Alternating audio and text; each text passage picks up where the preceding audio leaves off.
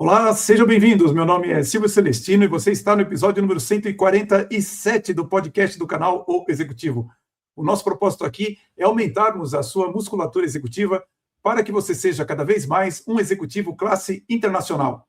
E para isso, nós nos aprofundamos em temas como a gestão de pessoas, o equilíbrio de vida pessoal e profissional e, é claro, sobre negócios, sobre investimentos. Hoje o tema é importantíssimo. Nós vamos falar sobre dados como ativo estratégico, da informação à decisão que gera valor. Então, vamos conhecer o nosso convidado.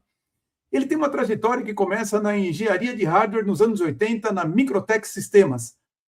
Passa por sistemas de apoio à decisão em banco de investimento, Banco Garantia.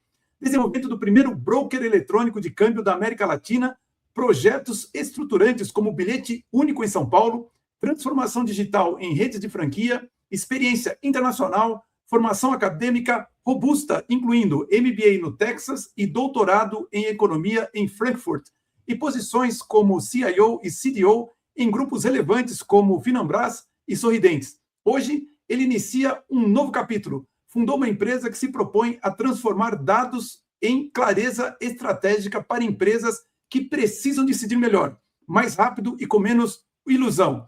O canal O Executivo tem a grande honra de receber o sócio fundador da Data Terapia, Norio Nakashima.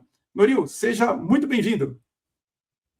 Muito obrigado pelo convite, Silvio. É um prazer enorme estar aqui, com você, batendo um papo entre amigos. Aliás, é uma amizade longa, já de muitos anos, e eu te agradeço mais uma vez pela oportunidade.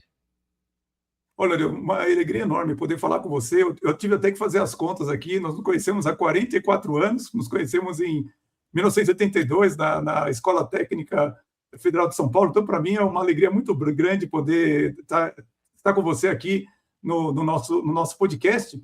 E eu gostaria, inclusive, de começar nosso trabalho aqui perguntando sobre a sua carreira, porque você começou na engenharia de hardware, né, na Microtech, nos anos 80, passou pelo desenvolvimento de firmware, sistemas de decisões em banco e agora chega ao universo do data science.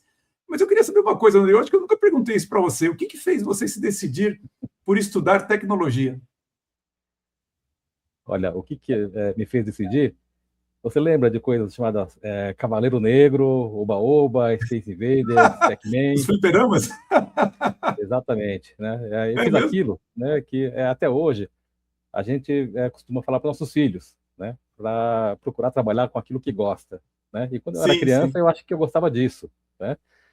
E a função do momento, né, o sonho era um dia trabalhar em empresas como a Taito, como a Atari, empresas eletrônicas, mas voltadas a entretenimento, né? E foi assim que surgiu a vontade de trabalhar, de conhecer, né, o mundo de eletrônica.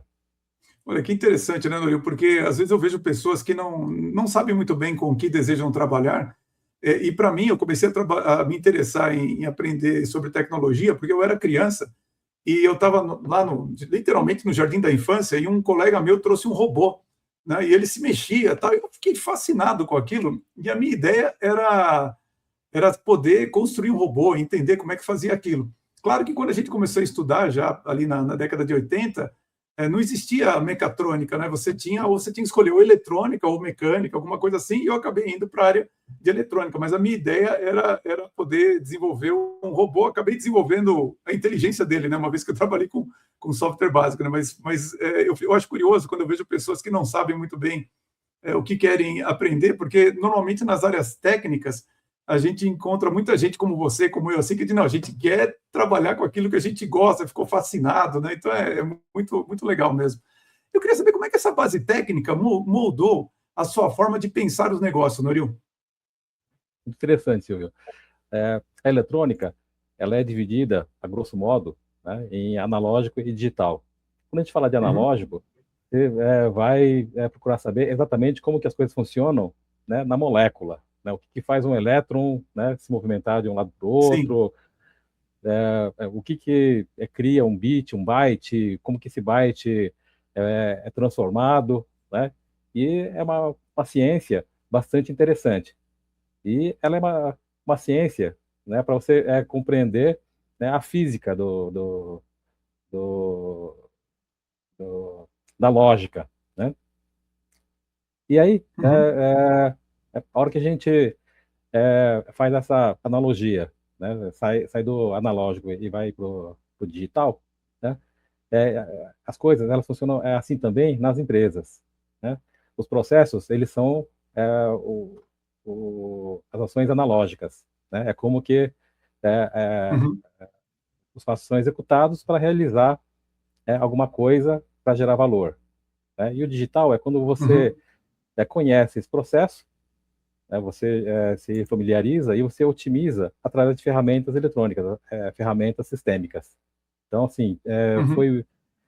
foi pavimentando, né, esse tipo de raciocínio, esse tipo de visão, né, vindo da eletrônica, que já facilitou muito para a área de sistemas. E depois, né, sistemas acaba permeando para todas as áreas de gestão da empresa.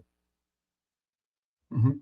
Sem dúvida, acho que é até curioso quando eu vejo, ainda hoje, né, na indústria de computação, se falar em transformação digital, porque é claro que pela natureza do meu trabalho eu me surpreendo, mas ainda hoje há pessoas que relutam em usar planilhas, por exemplo. Por incrível que pareça, há uns 2 anos, mais ou menos, eu estava treinando, enfim, o CEO de uma empresa que tinha no seu quadro um profissional já em um cargo elevado que ele, na verdade, ele mandava as pessoas fazerem coisas lá no computador. Ele mesmo não usava muito. E eu falei, como isso é possível? Em pleno século XXI ainda ter pessoas assim, mas acontece isso. E eu vejo que, para nós, ter, por exemplo, essas metáforas que você fez do analógico e digital, com os processos, com o comportamento de pessoas e tudo mais, a gente já entrou nessa natureza que hoje é o mundo, então a gente tem uma compreensão, acho que um pouco diferente. Eu costumo dizer que eu vejo o mundo muito de retaguarda, assim, o que está por trás de tudo que está acontecendo. Às vezes uma pessoa não tem noção, né, de quando aparece uma letra ali no celular,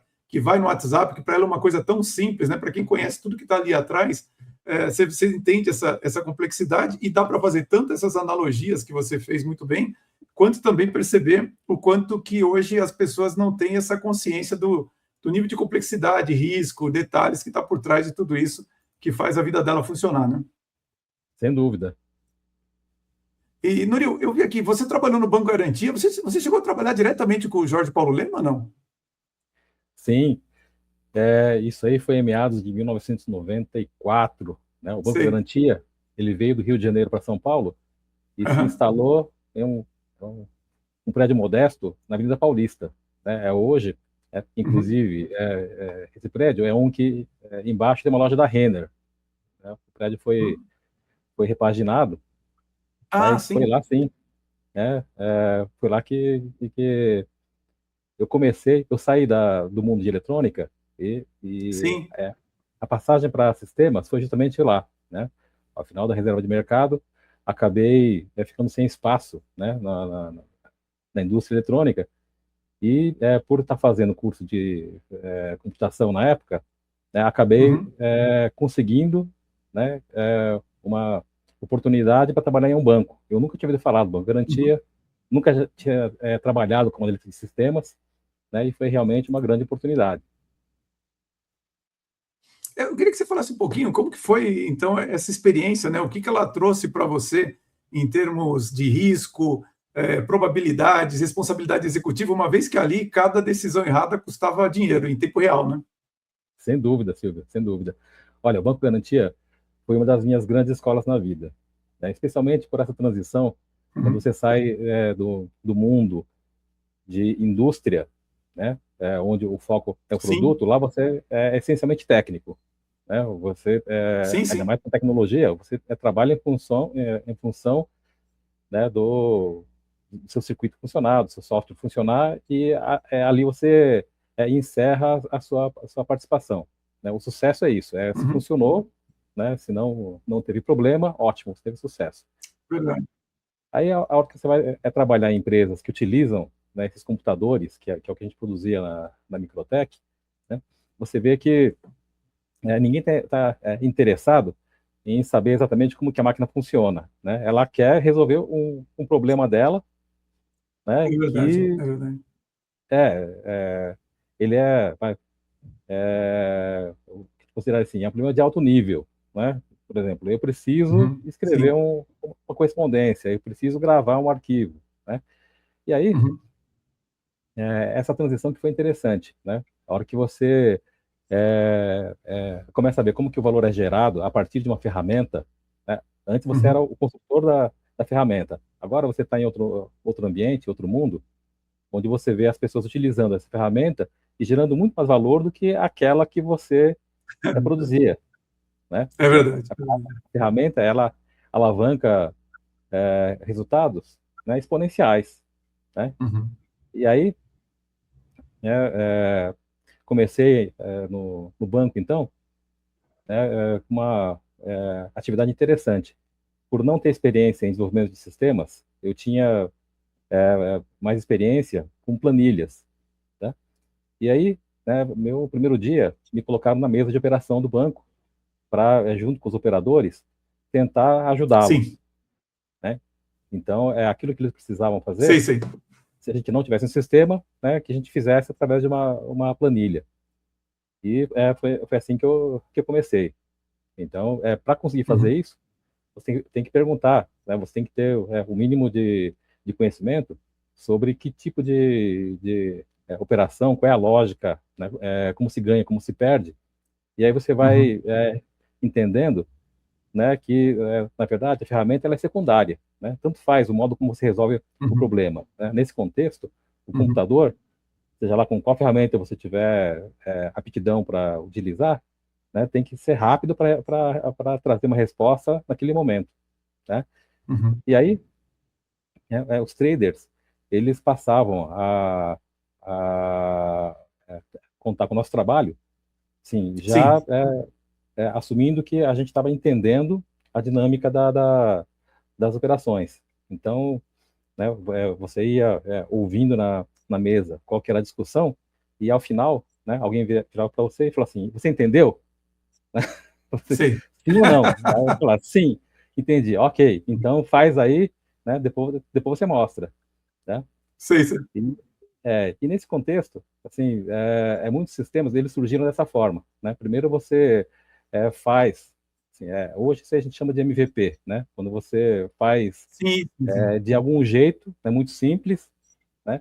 Depois que você percebe que realmente está consistente, que ele funciona, aí você Uhum. vai melhorando o formato, né? E assim nasceram vários, né, dos dashboards Sim. e depois, né, viraram rotina no banco, dashboards e os relatórios também. Que a nossa área tinha que, todos os dias, no fechamento do mercado, apurar os resultados parciais, né, gerar, né, os relatórios diários, que todos os dias, sagradamente, às Uhum. 9 horas da manhã, né, na reunião de abertura do dia, que o pessoal chamava reunião de bom dia, né, tinha que ter lá o Uhum. relatório com a posição até ontem, né, para decidir a estratégia. E essa reunião era muito rápida, né, a questão de meia hora. Sei, sei. Por isso, aquele papel tinha que ter ali uma compilação, né, do essencial, né, o que precisa Uhum. saber que aconteceu ontem, o que precisa saber para a abertura de hoje, né, e o que é interessante, né, que pode afetar as decisões de amanhã, né? Então tinha que Uhum. ser algo que coubesse numa folha, né? E aí veio, né, o outro ensinamento que é como que você entende a cabeça do seu público, né, e Uhum. traz exatamente, né, o essencial, né, sem sobrar nem faltar, Uhum. Uhum. né, que é aquilo que consome aquela horinha de reunião dele. Sei, sei. E é interessante o que você está falando, né, Noril? Porque às vezes as pessoas confundem você ser sintético com você cortar coisas, né? Na verdade, você precisa saber selecionar bem as informações que você passa, principalmente para o nível executivo, para ele tomar decisão, para não faltar e também não sobrar informações. Isso realmente é uma habilidade fundamental que nem todos os executivos têm. Uma das características que eu mais vejo se reclamar dos executivos é que, às vezes, eles são muito prolixos, né? E isso, claro, ele acaba refletindo até na forma como eles informam, eles mostram os dados, né? Aquele executivo que vai conversar com o CEO e aparece com 60 slides, né? E o CEO ele quer um slide só e ele quer apresentar 60, né? Isso é uma dificuldade que eu vejo que ainda hoje os executivos têm. Tá? É bem complicado isso. Sem dúvida, Silvio. Isso aí. Tenório, uma coisa. Perdão. Pode falar, pode falar. Não, eu ia só concordar. Está com um atraso aqui. Eu ia concordar que hoje, apesar das ferramentas terem evoluído bastante, né, e você ter muito mais agilidade, né, existe ainda aquele romantismo, né, em que você precisa ter, né, o volume de dados na mão para se sentir seguro. Isso é muito comum ainda. Sim, é verdade. É verdade. Eu vejo que, inclusive em algumas áreas, principalmente na área financeira, existe uma profusão de dados que contam um monte de histórias, né? E aí, na hora que alguém vira para o executivo e fala, bom, agora pega o seu dinheiro e investe com esse monte de dados. Aí ele não sabe nem para onde olhar para tomar uma decisão, né? Então, informações hoje não é bem o problema, mas informação organizada e relevante, eu acho que ainda continua sendo cada vez mais um problema difícil da gente resolver. E uma coisa interessante, né? Você participou de alguns projetos que são bem emblemáticos, como o primeiro broker eletrônico de câmbio da América Latina e a automação do transporte público como o Smart Cards, que evoluiu para o que hoje conhecemos como bilhete único. Eu queria saber, Nori, o que diferencia um projeto inovador que vira a infraestrutura de um que morre como piloto? Perfeito, Silvio. Olha, eu sempre fui motivado por inovações, né, inovações tecnológicas. É muito gostoso você pensar que você está trabalhando em alguma coisa pioneira, né, e que vai beneficiar muita gente. Assim, a lógica, né, do artista que faz uma música pensando, olha, meu público vai gostar, né, o escultor, cineasta, etc. A hora que você tem convicção que você está trabalhando em um projeto, né, que tem utilidade, acho que essa motivação ela vai se multiplicando à medida que você vai comprovando que realmente estava certo. Então, por exemplo, a gente fala aqui de esse projeto que você mencionou, né? O primeiro projeto inovador que eu trabalhei foi justamente esse broker eletrônico, que era uma corretora, estava muito bem sucedida, e que começou, isso aí foi por volta, foi antes dos anos 2000, né? Começou a se falar de internet, de web, né? Sim. E o mercado financeiro é muito atento, muito ávido, né, por inovação, porque isso significa diferencial, né? E nós pesquisamos e fizemos ali um primeiro broker eletrônico que vendia moedas, né? E foi uma experiência interessantíssima, porque a hora que você fala assim, não, olha, né, o título do projeto é um broker eletrônico, né? Sim. Aí você começa a desenvolver, né? Daqui a pouco você está resolvendo problemas de logística. Você faz um broker eletrônico, você vendeu moeda para um cliente, pessoa física. Como você entrega essa moeda, né? Pois Como você garante, né, o prazo de entrega do delivery, a segurança, seguro. Então foi um projeto interessante, que você começa assim de uma forma até ingênua, né, querendo resolver o problema que é você vender a moeda, mas junto você tem toda a composição, né, que forma o serviço.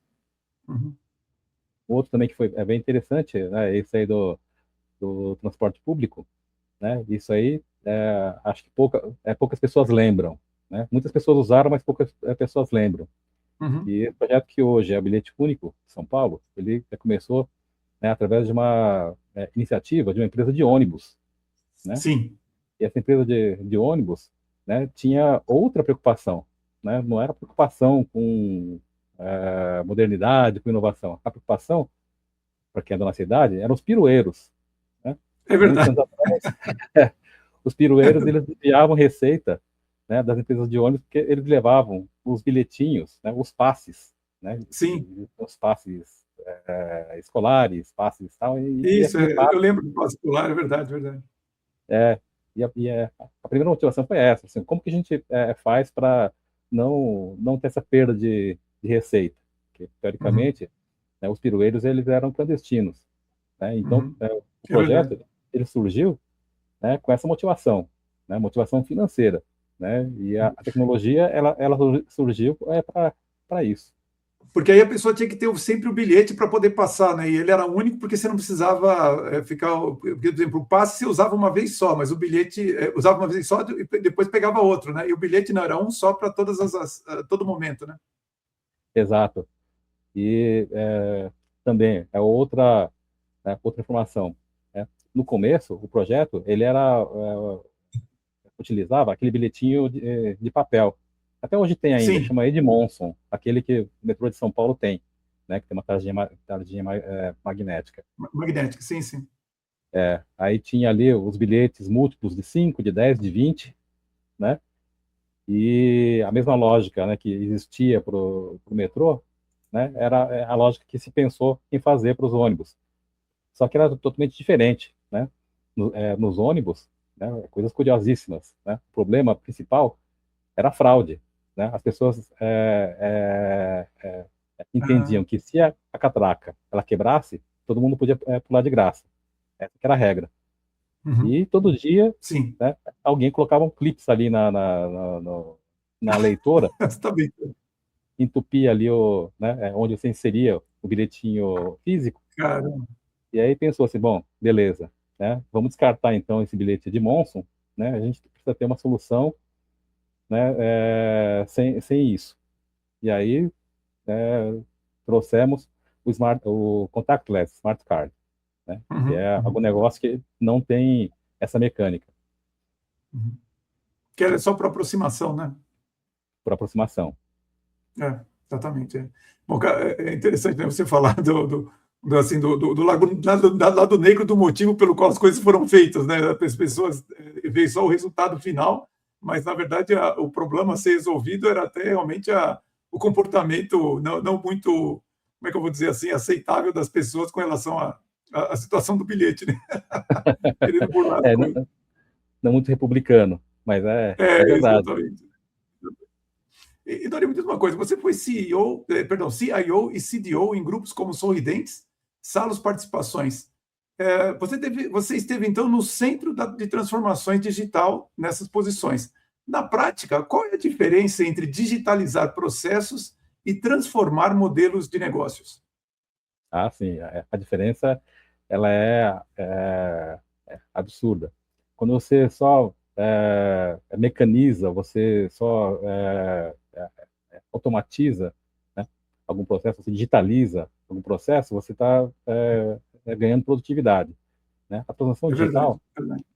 né, é quando você passa, né, a criar valores novos, né, você captura valores Uhum. novos, né, você entrega valores novos.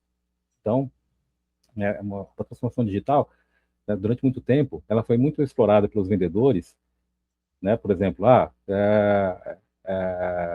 agora todo mundo vai ter um e-mail da empresa, né? E ao Uhum. invés de papel, vamos fazer por e-mail, né? Essa aí Sim. é uma automação natural, né? Que ela melhora bastante a comunicação, melhora bastante a fluidez dos processos, mas ela não transforma, né, o teu business. Você vai fazer melhor Uhum. aquilo que você já fazia antes, né? Essa aqui Uhum. é a lógica. Agora, quando você passa, né, a pensar diferente, o modo como você gera novos valores. Então, Sim, através sim. desse mesmo e-mail, você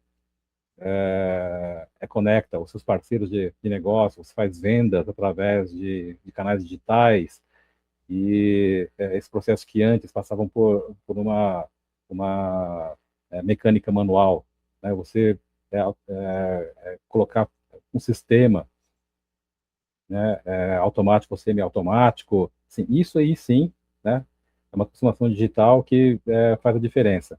No caso da Uhum. empresa que você mencionou, né, eu tive essa experiência em loco, né, Sim.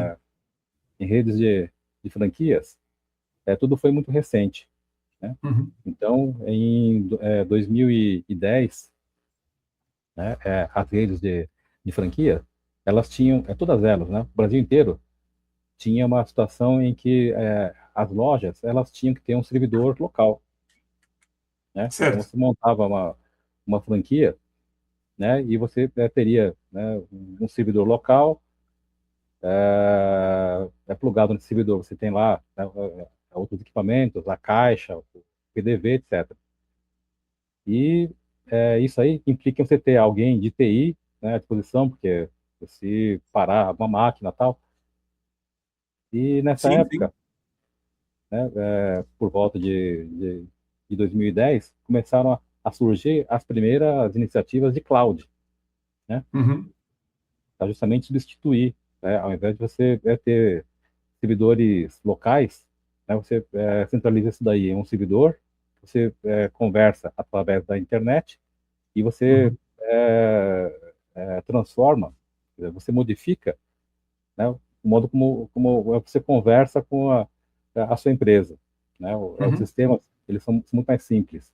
Então, isso sim, né, a gente pode caracterizar como uma transformação digital, desde que venha junto, né, com o que você consegue oferecer, né, uhum, adicionalmente. A hora que você uhum, sai, né, de uma nuvem de máquinas, né, físicas, cada loja, para centralizar, o que você pode fazer melhor? Nossa, muita uhum, coisa. A sim, primeira delas é você ter uma visão real-time das suas operações, sabe? A cada uhum, momento, como está a sua rede inteira, né? É algo que você não sim, tinha sim. antes, né? Então, esses novos recursos, né? Se forem bem aproveitados, né? E alavancarem outras receitas, aí você configurou exatamente uma transformação digital. Uhum, uhum. E Né? acho Não, que não é só aumentar a produtividade, né? é. E acho que isso realmente a gente vê a importância do profissional de tecnologia estudar e se interessar também por negócios, né? Porque às vezes ele acaba indo apenas nas questões mais assim de infraestrutura, do que ele pode fazer, mas no sentido daquilo que já existe dos processos, mas não pensar em termos de negócios, articulando com a tecnologia algo realmente inovador e diferente, né? Às vezes falta um pouco essa visão, eu sinto, nos profissionais da área. E, Nuril, olha, você como CDO, como CIO, você foi líder de pessoas, e o nosso canal aqui fala justamente com o público executivo. Como é que é o seu estilo de liderança, Nuril? Olha, baseado lá na metodologia DISC, né? Eu sei que eu sou um alto C, né? Sei. Bastante controle, e médio D, né? Uhum, Dominância. Então, resumidamente, eu sou bastante analítico e com motivação para fazer coisas novas, assim que uhum, eu me vejo. E eu transmito isso aí também, né, para as minhas ações. E eu também, né, não sou muito carismático, né, mas gosto de pensar que o meu time gosta de mim, né, pelo menos no dia que a gente distribui os resultados, né, que é outra uhum, característica ligada, assim, olha, estamos aqui, né, é um propósito que realmente vale a pena, né, vale a uhum, pena não só pela realização pessoal, né, pela realização profissional, mas por uma recompensa financeira, né, uhum, e nos últimos anos, né, que eu estou envolvido em projetos de startups, tá? Isso aqui é um mantra, né? Você, uhum, né, enxergar as soluções para problemas que valem a pena, né? uhum, Que não sejam triviais, né? Senão não teria nenhuma barreira de entrada. E ao final todo uhum, mundo comemorar junto. uhum, uhum. Não, sem dúvida. Olha, apesar de você falar que você não é carismático, mas todo mundo trabalha com você, gosta de trabalhar com você, que eu sei, porque eu acho que tanto pela sua ética, pela sua responsabilidade, que você sempre foi uma pessoa de entrega mesmo, de muita seriedade, né, nas questões. Bom, para quem sabe que você também é uma pessoa bem humorada no trabalho, né? Então é sempre uma satisfação, aos poucos. Há muito tempo que a gente não trabalha junto, mas sempre foram momentos muito divertidos junto com o trabalho. Aliás, Mário, você tem algum líder de referência, alguém que você admira como líder, não? Olha, ultimamente, né, eu tenho sim, meus líderes, né? Era o Lucas Moura, depois virou o Rafinha e agora é a tal de Danielzinho, né? São Danielzinho? Danielzinho, né? Quem é ele? Ele, eles são jogadores de futebol, Silvio, são de São Paulo. É que você, né, tá em outro capítulo, mas por que eu estou mencionando aqui esses caras, né? Aham. A hora que a gente fala aí de liderança, né?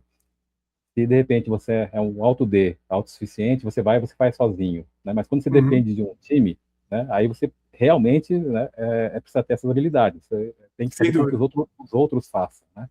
Sim, E sim. recentemente, né?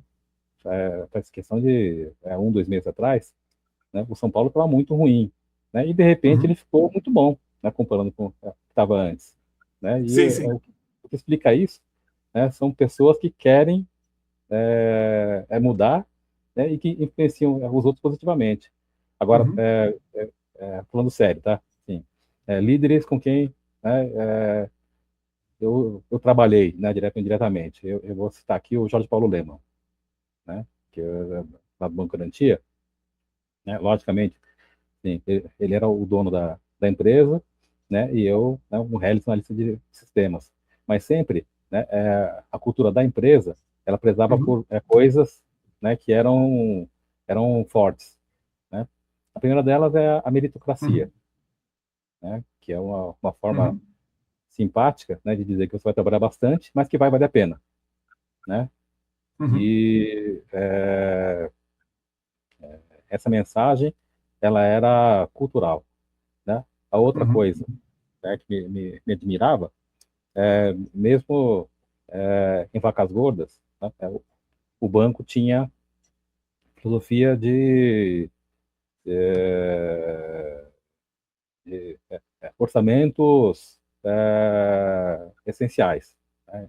Aplicava-se Uhum. ali orçamento base zero, né, mesmo com as vacas gordas. Então, assim, era uma empresa que prezava por resultado, Uhum. né, com obsessão. E Uhum. o Uhum. lado filântropo, né? Alguns colegas nossos, né, que trabalhavam com a gente, né, depois eles se beneficiaram de bolsas, né, da Fundação Estudar, patrocinada pelo Garantia, né, e hoje são professores de faculdade, né, Ah. faculdades renomadas, né, graças a essa oportunidade, né. Uhum. O banco não precisava fazer isso, mas fazia por entender que era uma compensação social, né. Uhum. Entendi. Então, Não, sem dúvida. É, é um bom, eu líder que vou, que admiro muito. sem dúvida. Bom, eu vou deixar minha opinião aqui sobre ele para conversa controversa, para quem está nos assistindo. A gente tem uma sessão aqui no nosso podcast, que é a Conversa Controversa, onde nós falamos sobre temas mais polêmicos ou de opiniões que a gente não quer deixar aberto aqui no YouTube, no Spotify. Então, fica assim o convite para você que está nos assistindo. Tem um link aqui embaixo para você se inscrever e ter acesso à Conversa Controversa desse episódio e de todos os episódios anteriores. Daqui a pouco eu vou fechar o sinal aqui só para os nossos assinantes. Dario, uma questão aqui importante sobre Big Data e inteligência artificial. Você possui certificação em Big Data, Deep Learning e Analytics. O mercado fala muito em inteligência artificial, mas poucos executivos sabem extrair valor real. Onde as empresas mais erram ao investir em dados e em inteligência artificial? Boa pergunta, Silvio. Em particular, né, esses temas que você mencionou, Big Data, inteligência artificial, todos os correlatos, né, Uhum. eles têm uma publicidade muito forte. Então, Uhum. hoje em dia, né, não se admite um executivo que não tenha, né, conhecimento, né, mínimo, médio, né, básico, né, de tecnologia, porque IA, né, predomina em qualquer roda de discussão. Sim, Então, verdade. né, seja no âmbito operacional, no tático, em termos estratégicos. E qual o problema que né, eu tenho visto? Aí, vamos classificar em três coisas, né, em três grupos. O grupo dos hypes, dos flops e dos hits. Né? Os hypes são Uhum. aqueles que todo mundo fala, Sim. né, e que assim, o apelo ele é forte, mas tem ainda alguma, né, alguma consideração a fazer. Depois que, assim, é uma aposta que você faz, mas é uma aposta, né, com grande chance de dar certo. São os hypes. Né? Então, tivemos Uhum. aí, né, nos anos 90, né, as modas de BI, de Data Warehouse, né, que muito disso Sim, aí era sim, sim. patrocinado pelos fornecedores dessas tecnologias, né? Eles Sim, vendiam, verdade. então eles tinham que dizer que era, né, o superpoder, né? Nessa linha também tivemos em 2010, né, a ascensão do Big Data, né? E aqui sim, uma coisa legítima, porque com a possibilidade, né, de você ter, né, como a internet te viabilizando a comunicação de dados, né, te facilitou muito você ter acesso a essa informação e, principalmente, né, você guardar a informação. São os Uhum, uhum, de storage. Né? Então, assim, são tecnologias, né, apostas quase certas, tá? Que eu vou chamar aqui de hypes. Aí tem os uhum, flops, né? Os flops uhum. é aquela tecnologia que também ela chega forte, patrocinada por algum vendedor, né? Algum Sim. fabricante, né? E que te convence, né? Geralmente são investimentos relevantes de médio e longo prazo, né? E que você precisa estar muito bem assessorado, né? Uma Uhum, delas uhum. aí, né, que eu vejo como um flop, é o próprio Data Lake, né? Data Sim, Lake sim, é um sim. conceito super pertinente, tá? Uhum. Tecnicamente perfeito, mas quando você vende um Data Lake, né, que com a filosofia que surgiu, né, nos anos de 2010, assim, que agora que ficou barato, gente, vamos guardar tudo que você puder, né, guarda primeiro, depois você pensa para que serve, O que vai né? usar? Uhum. Então, muita coisa foi feita, né, com essa ideia de que, olha, guarda que um dia pode ser útil. Então você enchia as Sim, gavetas, sim. né, de informação, né, e quem ganhava com isso daí, né, era quem te vendia o storage. Você estava guardando Exato, algo que você exato. não usava. Né? Outro exemplo de flop, esse é recente. Né? Você lembra aí que ano passado, né, ou em 2023, a profissão do futuro era engenharia de prompt. Né? É verdade. Só se É falava verdade. nisso. Não, olha, né? Aí eu lembro, né? Nessa época eu estava como executivo e eu recebia mala direta assim todos os dias, né? De empresas Cursos. com cursos de engenharia de prompt para tudo que você pudesse imaginar. Então Uhum. eu chegava lá assim, ó, engenharia de prompt para questões de marketing, fazer as peças de promoção, os criativos, é, esse tipo de trabalho, né? Para o financeiro era para fazer conciliação bancária com prompt, né? Que Uhum. dava para fazer. Aí você pensa, assim, pô, mas e aí, né? Você faz um prompt, mas você tem que colocar, né, os dados da sua empresa e ainda mais fluxo de caixa, né? É isso Numa mesmo. NLM, sabe assim, era, né, alguma coisa Pô, como é que fica isso? carnavalesca, né? Sim. É verdade, é verdade. E por último, aí eu me chamo de hit, né? São as coisas que realmente deram muito certo, né? E que mudaram o mundo. Né? A primeira delas, sem Uhum. dúvida, foi a web nos anos 2000 e agora, desde 2023, né? A OpenAI com a LLM, né? Uhum. Assim, tirando os hypes e os flops, né? Uhum. O executivo que consegue distinguir o que é uma coisa da outra, o que é um hit, o que é um flop, o que é um hype, né? Uhum. Vai fazer uma escolha, né, mais acertada. Uhum. Bom, Danilo, eu concordo com você. Me preocupa apenas o quanto que isso fecha a conta financeiramente, porque quando eu vejo, estava lendo isso hoje ainda, 1,6 trilhões de dólares sendo investido em toda a infraestrutura para inteligência artificiais, que envolve tanto data center quanto o desenvolvimento dela propriamente dita, eu falo, bom, mas como que isso vai dar retorno? E se isso vai dar retorno a tempo de remunerar os investidores, os acionistas, né? Porque realmente assim a quantidade de dinheiro que está sendo colocada nisso, eu ainda tenho uma dúvida de como que isso vai fechar a conta, mas eu não conheço tão bem assim os modelos de negócio, mas me preocupa muito pela quantidade. Eu vejo, por exemplo, questões de que a própria Oracle já está enfrentando problemas de crédito em função disso. Então, assim, são empresas grandes, né, que, teoricamente, os acionistas em algum momento vão querer entender exatamente o que está sendo feito aí com todo o caixa do negócio, né? Então, gostei dessa sua divisão de hype, flop e hit, mas me preocupa bastante o que é comunicado, né, o que aparece na imprensa, e assim, a toda hora parece que a inteligência artificial vai matar um negócio, vai matar uma profissão, vai matar alguma coisa. Eu falo, bom, para mim está sendo muito útil utilizar a inteligência artificial, mas dentro da minha área de atuação.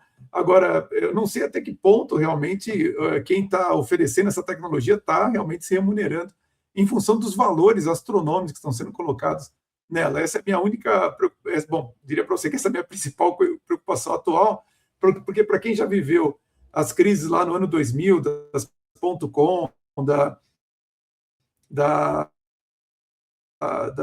empresas de telecomunicações, depois da crise de 2008, com os prestadores subprimes, você vê muitas crianças nessa hype, né, que como você estava falando, e que eu fico na dúvida exatamente na questão do retorno financeiro disso, se realmente está acontecendo ou não. Você consegue visualizar algo além disso, Nuril? Na sua opinião, essas empresas realmente o que elas estão fazendo vão dar o retorno que elas esperam, justificando todos esses investimentos, ou você ainda não tem uma visão muito clara sobre isso? Ó, visão claríssima, eu acho que ninguém tem, né? Agora, porque a gente pode chamar assim, que está claro para todos, né? Quando você pega, né, quem mais se beneficia, né, eu vou citar nomes aqui, tá? Quando você vê aí, né, uma NVIDIA, né, dizendo que o mundo vai mudar completamente e quem não tiver, né, no novo mundo das IAs está fadado, né, ao fracasso tal. Sim, esse tipo de mensagem que a gente tem recebido já nos últimos anos, né, da fatalidade que é assim, ou está dentro, ou está fora, ou está morto, né? Depende de quem te passa essa informação, né? Aí você tem já uma sinalização, né? Se está mais para um hype, mais para um flop, mais para um hit, por exemplo, né? Essa mesma linha, né? Eu vejo também que os analistas lá nos Estados Unidos, eles questionam bastante esses comunicados bombásticos, né? Que vem de quem vende, que vem, né? De quem vende as tecnologias, né? E até o momento são poucas empresas, né, que comprovadamente mostraram resultado, né, que são imputados assim, diretamente ao uso de IA. Né? É tudo ainda, né, é uma categoria assim, eu não vou dizer MVP, né, mas são business que estão se construindo ainda. Né? Ainda o custo ele é bastante elevado ainda, né? E isso aí, quem hoje está desenvolvendo algum sistema com IA sabe disso que eu estou falando, né? Você desenvolve qualquer sistema, qualquer coisa, né? E aí você precisa ter ali, né, o seu bolsão, né, de budget para quanto você vai gastar com IA, porque você começa, né, o projeto, né, com aquela expectativa. Bom, tudo bem, a gente começa usando uma IA de mercado, né, que tem mais qualidade, depois a gente pode migrar para uma outra, né, que seja open source, para um DeepSeek, assim, também, né, essa filosofia, ela atraiu muita gente. Só que, né, mesmo utilizando DeepSeek, você ainda, né, tem uma forte dependência daquilo que você já imputou em outras IAs. Né? Então, você vai continuar utilizando. Né? Então, não é uma coisa totalmente substitutiva. Né? São decisões do executivo, né, que ele precisa ter consciência que, uma vez que ele opte, né, por uma estratégia, né, esse custo, ele não mata muito tão rapidamente. Sim, sem dúvida, acho que é algo que tem que ser analisado com muito cuidado, critério e com singularidade, né? Cada empresa, cada situação é bastante específica. Até, bom, pela natureza do meu trabalho, né, Nuri, eu vejo muitos bastidores da empresa E, assim, eu vejo, para quem, inclusive, já é assinante nosso, na Conversa Controversa, eu já comentei isso há algum tempo, que as empresas estão usando a IA como desculpa para fazer demissões, mas, na verdade, é por causa de performance financeira que elas estão demitindo, não é porque a IA está melhorando alguma coisa, mas como fica melhor, né, você dizer, não, olha, estamos demitindo aqui 18 mil funcionários, porque agora com o uso da IA ficou melhor, então o pessoal, né, fica com uma imagem de que a empresa está indo bem, na verdade ela está demitindo porque ela está com problemas de caixa, né? Então, assim, eu acho que as pessoas precisam acordar um pouco, principalmente para entender que da forma que ela foi, como ela, desde que ela tem sido anunciada, é aquela sensação de que, olha, todo mundo está usando, só você não está usando, só você que não sabe usar, só você que não está ganhando dinheiro com isso e tal. Eu falo, não é bem assim, eu passei o ano de 2023 ali, mergulhado em um monte de eventos, bem nesse estilo da hype que você falou, uma maluquice, milhares de pessoas, caras que eu nunca ouvi na vida, no palco gritando rua, e tal, e vamos fazer network e tal. Eu falei, cara, como é que vai fazer network com 3 mil pessoas, um som alto pra caramba, né?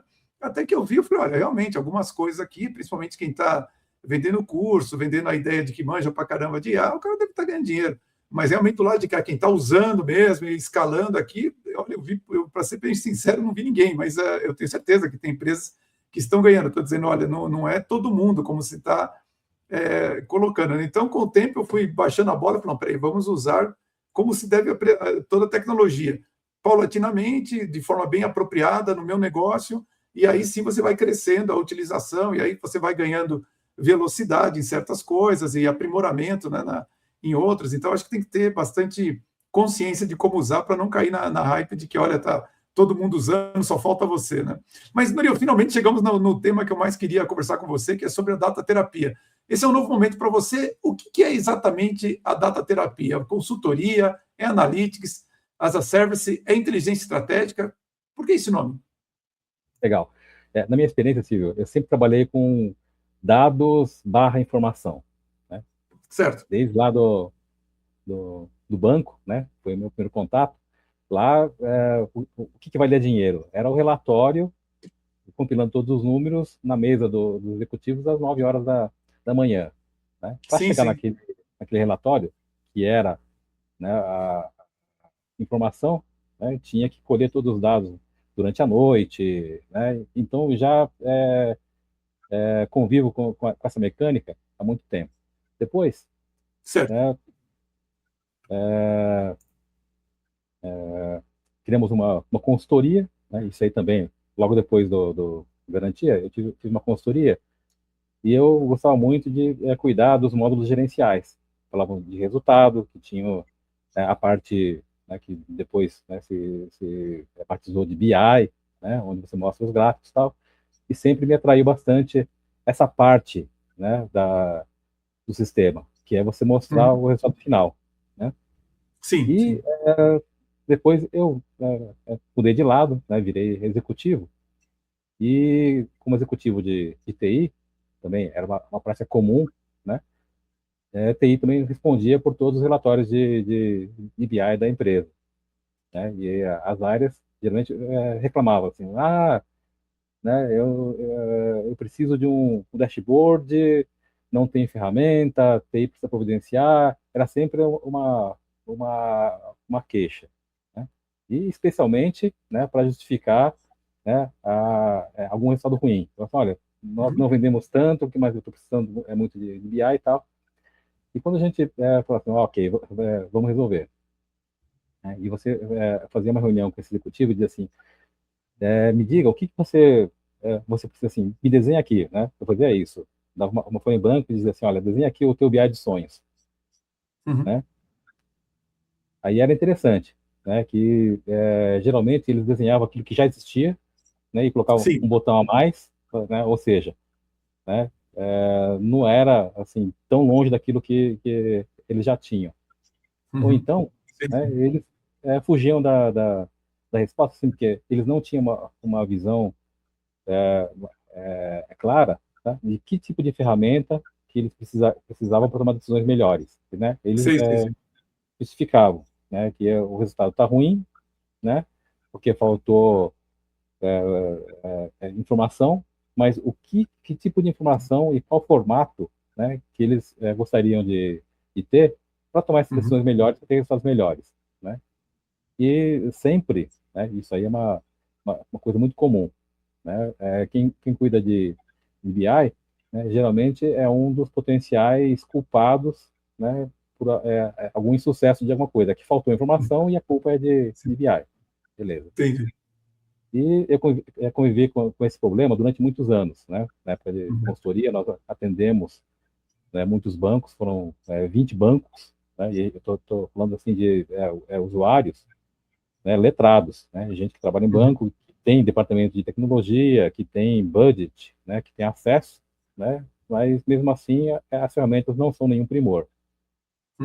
Aí eu saí desse mundo, fui para o mundo de franquias, onde eu fiquei muitos anos também, né? E lá eu tinha contato direto, né? E direto com milhares de franqueados. Todos os dias, né, todos os franqueados abriam, né, um dashboard Sim. criado por nós, né? Onde ali a gente tinha, né, a gente fazia o nosso best guess, né? Tipo, olha, se eu fosse franqueado, né, o Certo. que eu gostaria de ver era isto aqui. Então, se caprichava, eu vou colocar aqui faturamento, captação, conversão, ticket médio e tal, né? Eu te pergunto, Silvio, que tipo de informação, né, que você imagina que o pessoal mais acessava no BI? Isso aí a gente está falando de milhares de franqueados nos últimos 10 anos. Tá? Então, assim, O faturamento? a amostragem é grande.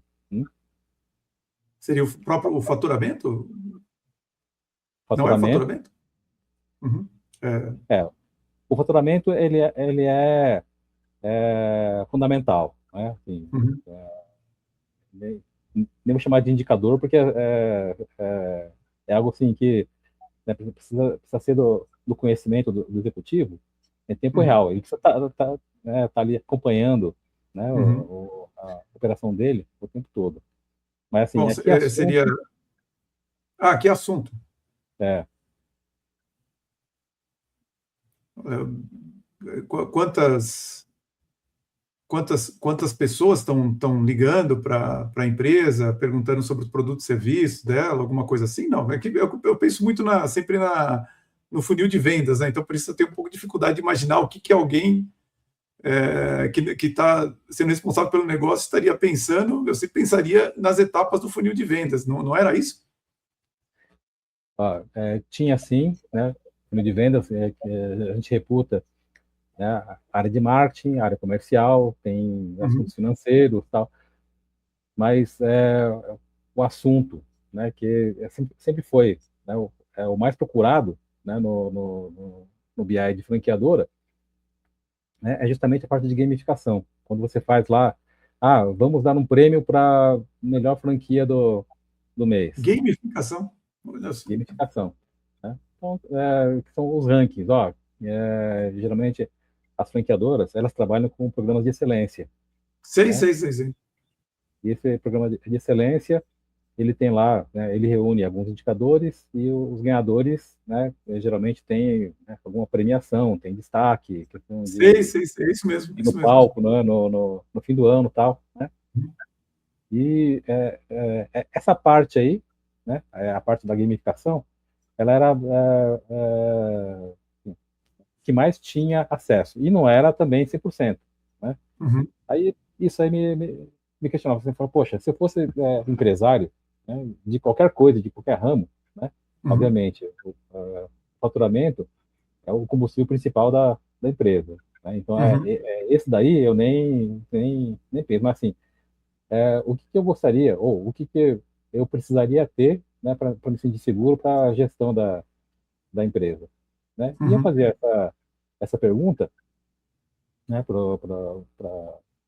os colegas também, né, não só para os Sim. franqueados, mas para os colegas, e eu percebia que eles também, né, não tinham, né, uma definição assim, muito clara. Assim, não, olha, precisa ter isso aqui, porque assim, isso aqui e tal. Né?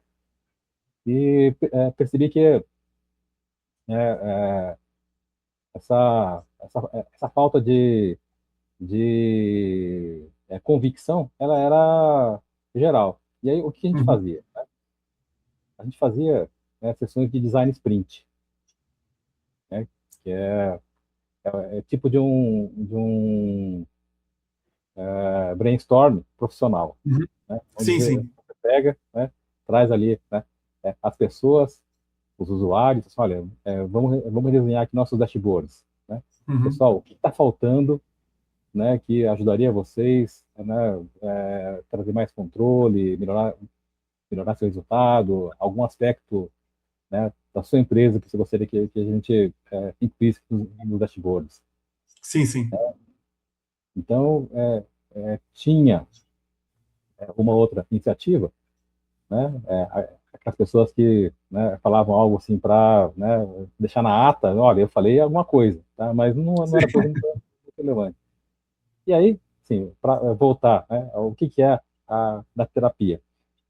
É uma forma, né, de a gente reconhecer que os executivos, né, assim como, né, os franqueados, como, né, os líderes, né, Sim.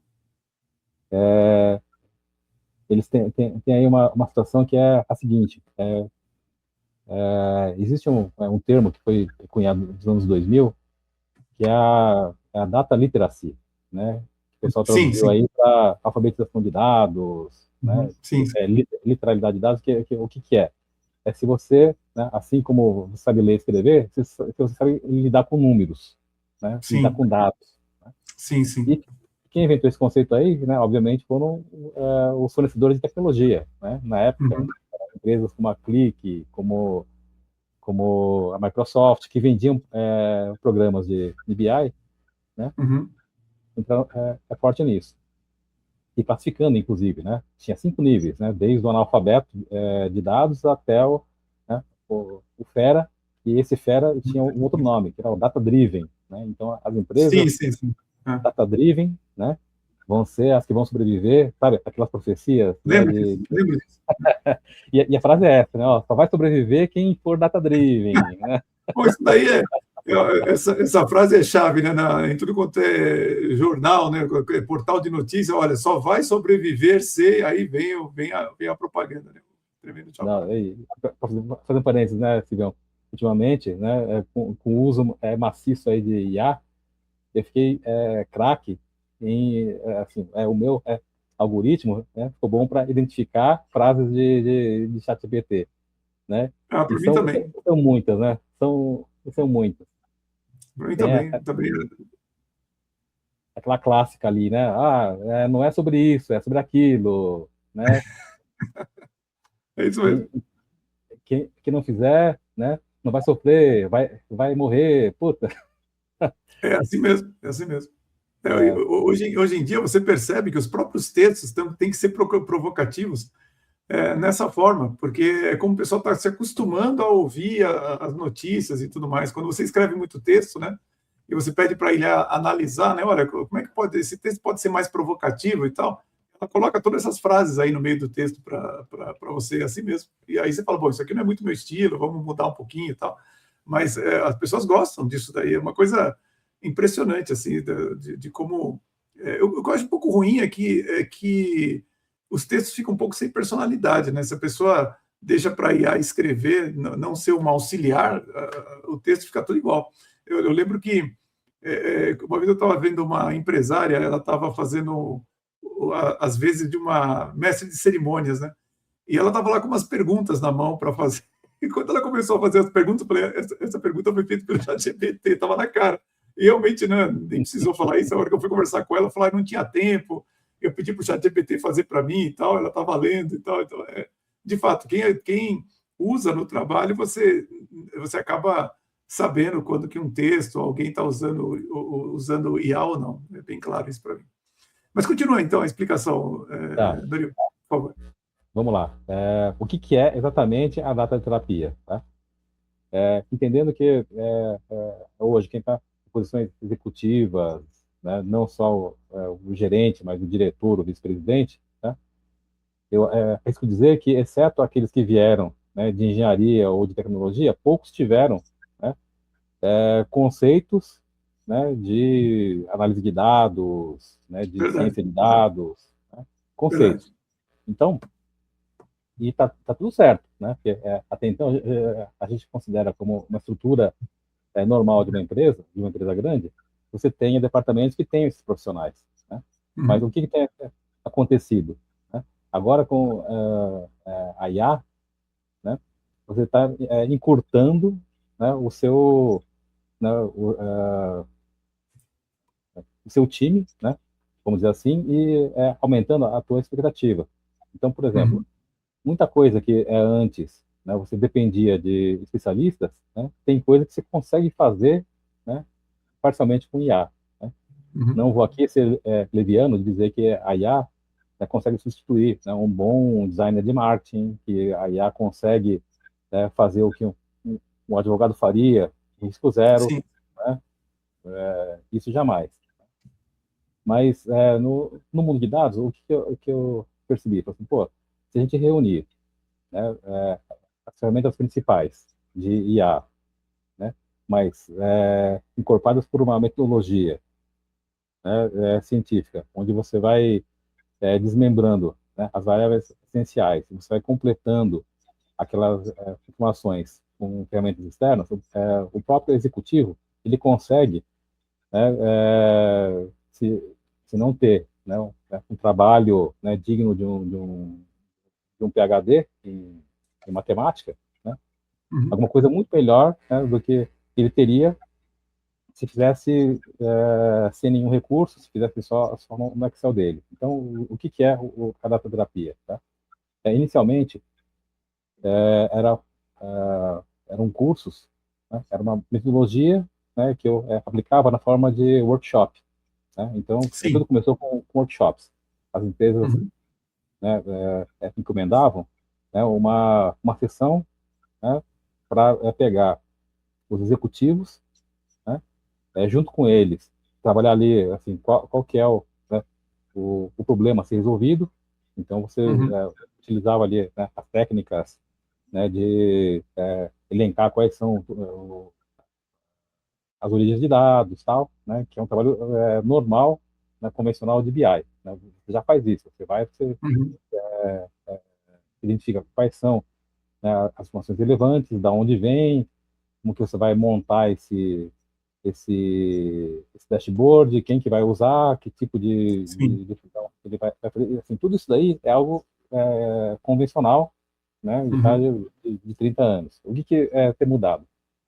Tem coisas, né, que esse profissional de BI sozinho, ele não conseguia fazer. Então, caso prático muito interessante, né? Tem uma empresa aí que fizemos um workshop, né? O time de RH, né, tinha lá o seguinte problema, né? Eram muitos funcionários e eles tinham que ter, né, uma medição sobre a satisfação, né, dos funcionários de alguns aspectos lá da empresa. Era importante Sim. saber né, o coletivo, né, tinha de opinião para fazer ou não algum investimento. E aí surgia a pergunta, bom, mas são muitos funcionários, a gente vai fazer pesquisa, isso aí vai levar alguns meses. Eu falei, Sim. não, né? Faz aí, pega 10% do pessoal e faz a pesquisa, né? Sim. Aí eu falei, tá, 10%, mas qual o critério para a seleção desses entrevistados, né? Mesmo Exato, que exato. seja 10%, mas né, como que você compõe? Ah, não sei, a gente precisa contratar uma consultoria, então, né, que nos ajude a desenhar amostragens estatísticas. Aí, assim, bom, é verdade, é uma forma, talvez, a mais conservadora de resolver é essa. Ou, né, outra forma, você sabe que tipo de variáveis que tem, né, quando você define uma amostra para fazer pesquisa? Ela falou assim, não. Aí, então, são essa.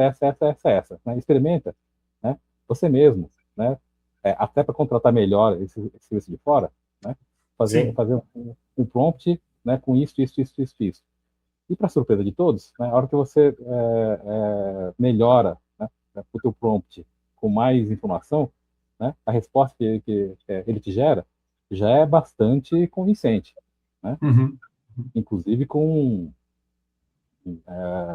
com números assim, que são super interessantes. Tipo, olha, se você fizer isso aqui, né, o teu nível de acurosidade é de 95%.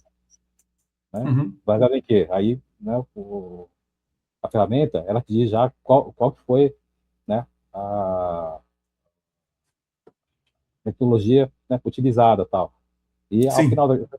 ao final, a gente fala assim, olha, né, assim, isso não substitui, obviamente, né, um profissional com experiência, um estatístico, tal, né, mas entre isso, né, ou não fazer nada, né, ou meramente pegar ali, né, os 10%, né, aleatoriamente no Excel, né, imagina-se que dê resultado. De fato, Uhum. né, esse caso aí foi feito na prática, o resultado foi fabuloso, né, não foi necessário contratar, né, um profissional de estatística, né, e esse conhecimento, né, ele foi documentado, né, para em outras situações semelhantes, né, usar como memória de cálculo, assim, falar, puxa, olha, quais são esses roteiros pré-formatados, né, para Sim. situações já conhecidas, Uhum. né? Como essas indústrias, isso aí é rotineiro, né? Você não vai ter tempo e nem dinheiro, né, para contratar especialistas a todo tempo. Então, né, você vai Sim. criando, né, o teu banco de conhecimento. E aí que Entendi. surgiu, né, a ideia desse projeto como um todo. Né? Antes ele era consultorias, eram workshops, né? E aí, assim, olha, se a gente conseguir concentrar a teoria básica, né? Rechear com esses, essas outras variáveis que são comuns, que a gente conhece, né? A gente colocar também, né, os prompts, que são, né, aqueles mais convencionais, colocar também uma medição de qualidade desses algoritmos, ou seja, né, Uhum. sempre ele te fala qual que é, né, a margem de tolerância, o índice de confiança daquilo que ele está fazendo, né, ele te fala qual que foi a técnica utilizada, né, então se foi a técnica ARIMA, SARIMA, lá da estatística, se está usando Monte Sim. Carlo, né, que aí, pro executivo, tá, se de repente, né, aquilo ali for suficiente, ele já resolveu o problema dele, né, ou se, né, pela dimensão do problema, ele preferir ainda assim contratar um especialista, né, ele leva já uma coisa muito mais bem estruturada, Entendi. né? Entendi. Nuri, eu fiquei com uma dúvida antes de você continuar. Você falou que ele faz um prompt, mas ele faz um prompt aonde? Eu não sei se eu perdi aqui a explicação. Você tem um sistema para ele ou no sistema da própria empresa ele faz um prompt buscando os dados? Assim, essa aí é uma preocupação grande, né? Onde que você pode fazer o seu prompt? Geralmente, as grandes empresas, elas têm, né, toda a questão de LGPD, toda a questão, Isso. né, interna, e o que eu tenho visto em grandes empresas, né, grandes bancos, grandes indústrias, né, eles já têm uma LLM, né, Ah, pode ser tá. Microsoft, pode ser, né, AWS, né? OpenAI, já parametrizada, né? Uhum. Por questões contratuais, tá? Ele tem certeza barra, né, a garantia contratual, Uhum. né, de que nenhuma informação da empresa vai vazar Uhum. para a nuvem, né? Uhum. Uhum. Então, Entendi. é, que nem sempre as ferramentas que a gente utiliza, né, elas têm essa característica, né, de Uhum. fazer esse Chinese Wall tão bem, né? Aí, por exemplo, Uhum. a hora que você usa ferramentas, né, que não são, né, essas tradicionais, um Copilot Microsoft, um ChatGPT, né, Uhum. você acaba precisando confiar né, um fornecedor que você não conhece, né? Uhum. Aí, nesse caso, qual que é a alternativa? É você utilizar, né, uma ferramenta que esteja no seu domínio, um open Uhum. source, né, dentro do seu servidor, blindado. Sim. Uhum. Uhum. Então, a data terapia ela vai permitir a empresa extrair essas informações da base que ela já possui de dados, de informações, mas usando a inteligência dos seus próprios executivos para ter, no mínimo, um modelo básico daquilo que ela precisa para tomada de decisão. É isso? Exatamente. Traduzindo isso aí que você falou, né, a gente cria um agente, né, como se fosse um consultor, né, de analytics, que conhece, né, os KPIs da empresa, os principais, né, sabe já qual é a dinâmica da informação, né, e baseada em prompts, você consegue fazer até, né, um draft de um gráfico. Né? Você Sim. Às vezes, você não precisa nem ter um dashboard estruturado. Né? Entendi. Então, quer dizer, vamos supor, o cliente, o seu cliente assim que tem o tipo de problema para você resolver, não é necessariamente o cliente que, como você falou, que tem uma formação de engenharia, mas sei lá, vou dar um exemplo, diretor de recursos humanos, alguém que não tenha necessariamente a formação de técnica para extrair dados estatísticos, mas você vai ajudá-lo a criar um prompt, e esse prompt vai criar um conhecimento, uma série de formas de você extrair os dados que você precisa na empresa, criando oh, meu Deus, esqueci o nome agora. Bibliotecas. Livrarias. Bibliotecas, é isso que eu estava querendo lembrar. Eu estou lembrando de library em inglês. Então, bibliotecas de prompts, e você vai criando um conhecimento de prompts a respeito de como extrair dados relevantes para sua tomada de decisão dentro da empresa. É isso? Sim. Uma vez que a gente tem já uma estrutura básica, né, que é um conjunto de KPIs que são tradicionais. Então, por exemplo, sim, né, eu sei que o faturamento, né, ele geralmente está associado com receita, né, a receita está associada com vendas, né? Então, hoje, a adaptoterapia, a gente tem já, né, trazendo aí muitos anos aí de BI, toda essa estrutura, né, de KPIs que são relacionados. A hora que você faz algo específico para uma empresa, né, primeiro assim, né, você vai focar em um assunto. Então, é um assunto financeiro, é um assunto de marketing, é um assunto de RH, é um assunto de operação, né? E aí você faz esse drill down, né? Até que você pega e cria um agente, né, baseado nas suas informações, nas suas premissas. Você diz, olha, aqui a gente tem tal característica, nós operamos com 3 turnos, nós temos uma forte influência sindical, né, que são as variáveis que são suas, né? E com essa informação, tá, a gente vai alimentando essa base de dados, né? E essa base de dados aí, assim, para tranquilizar, né? Em todos os clientes que eu tenho feito esse trabalho, né? Essa base, ela fica para o pessoal de TI da empresa, né? Nós fechamos, então, né, ele pode utilizar a LLM, que é oficial da empresa, e os dados não saem da empresa, né? E fica com o pessoal de TI, né? E a terapia, ela te ajuda, né? Traz um framework, né, de técnicas, né, de como se coleta informação, como se relaciona, né, como você apresenta isso aí para sua diretoria, né, e até, né, a parte da storytelling, né, a hora que você estiver mostrando, né, qual a melhor estratégia para você fazer o seu convencimento, né, qual é o seu insight que você está vendendo, né, qual é o melhor discurso possível, né, que te ajude a resolver aquele problema que você apresentou. Entendi. Quando fala de terapia de dados, de datoterapia, tem um pressuposto aí que parece que as empresas estão meio doentes, né? Quais são os sintomas mais comuns que você encontra, Noril, nas empresas? Excesso de relatório, falta de indicadores estratégicos, conflito de áreas, decisões políticas travestidas de técnicas. Aliás, se você me permite, antes de responder quais são as doenças que você mais vê nas empresas, vou te dizer um caso aqui que eu vi que eu achei muito cômico até, né? Que uma empresa grande, no interior de São Paulo, inclusive, só que é uma empresa familiar.